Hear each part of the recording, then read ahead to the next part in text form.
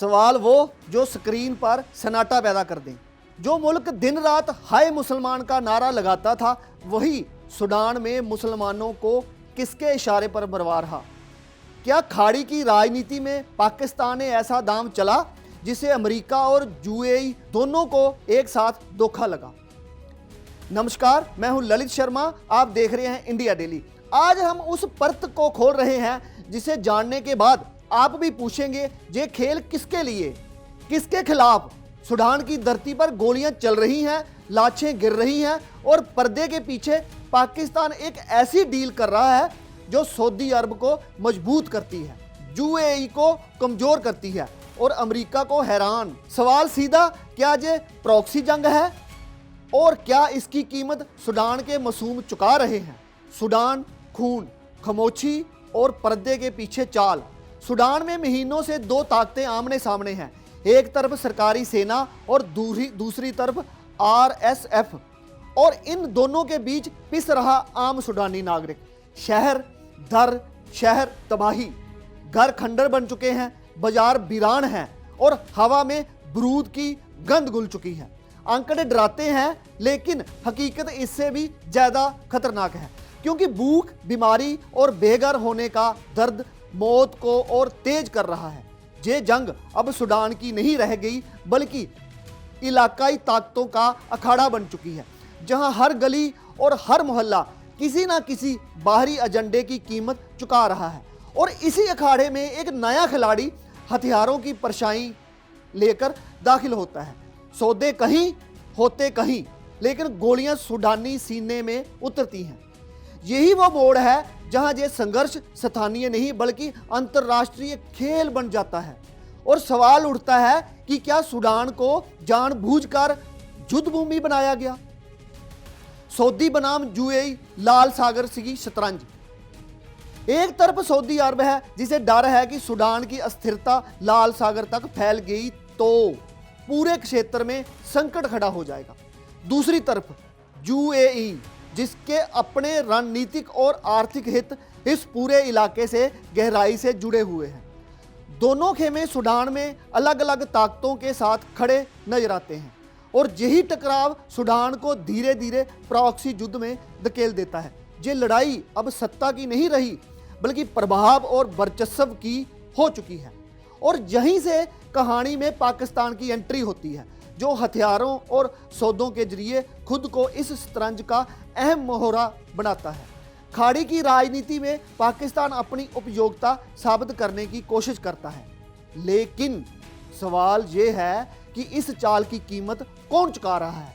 क्या ये शतरंज सूडान को और खून में डुबो देगी? और क्या लाल सागर की यही जंग कभी थमेगी? पाकिस्तान की डील, लोन कटेगा, जेट उड़ेंगे।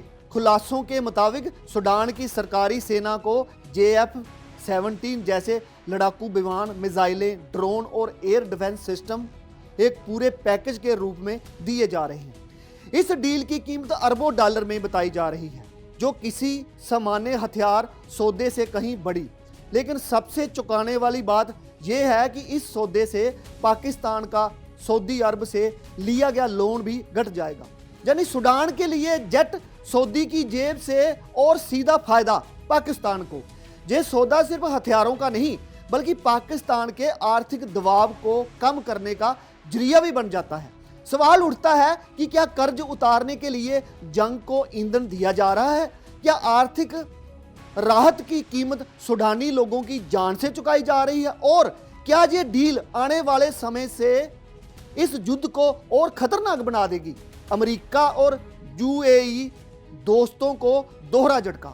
पाकिस्तान लंबे समय से अमेरिका से सैन्य मदद, ट्रेनिंग और इंटेलिजेंस सहयोग हासिल करता रहा। आतंकवाद के खिलाफ लड़ाई के नाम पर उसे अंतर्राष्ट्रीय समर्थन मिलता रहा, लेकिन अब वही पाकिस्तान चीनी लाइसेंस वाले हथियार बेचकर मैदान में उतरता दिखाई दे रहा। ये अमेरिका के लिए सिर्फ एक झटका नहीं, बल्कि भरोसे पर चोट भी है। दूसरी तरफ यूएई, जो निवेश और लोन के जरिए पाकिस्तान की अर्थव्यवस्था को सहारा देता है, उसे यूएई के हित सूडान में कमजोर होते दिखे। सवाल यह है कि दोस्ती की इस राजनीति में ये कैसा हिसाब? कि क्या पाकिस्तान एक साथ दो मोर्चों पर खेल रहा है और क्या दोहरा खेल भविष्य में उसके लिए भारी पड़ सकता है?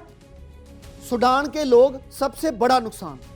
इस पूरी शतरंज में मोहरे नहीं बल्कि इंसान मारे जा रहे हैं, घर उजड़ चुके हैं, बच्चे भूखे हैं और बीमारियों ने हालात को और बदतर बना दिया।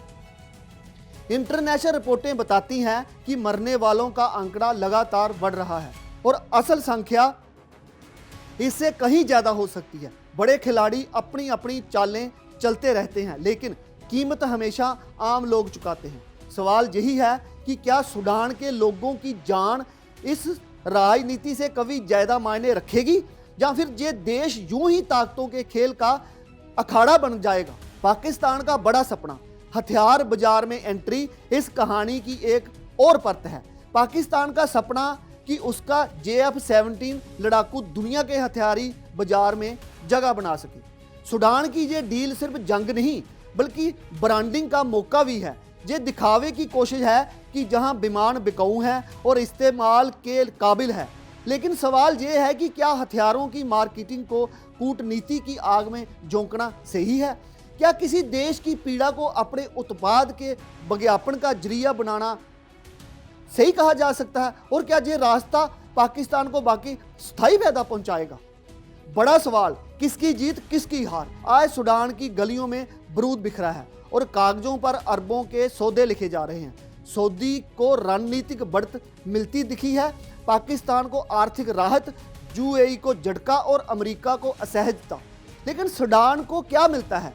क्या ये प्रॉक्सी युद्ध कभी रुकेगा या दुनिया ऐसे दूर बैठकर देखती रहेगी? सवाल ये भी है कि जब इतिहास लिखा जाएगा तो क्या इसमें उन लोगों की आवाज़ होगी जो इस जंग में सब कुछ खो चुके हैं, या फिर सिर्फ ताकतवरों की चालों का जिक्र रहेगा? क्या हाय मुसलमान की आड़ में हथियारों की राजनीति चल रही है?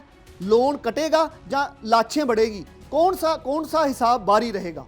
दोस्तों को धोखा देकर क्या रणनीति टिकती है? सूडान आज आईना है जिसमें दुनिया अपनी राजनीति देख रही है, जहां हथियार बोलते हैं और इंसान चुप हो जाते हैं।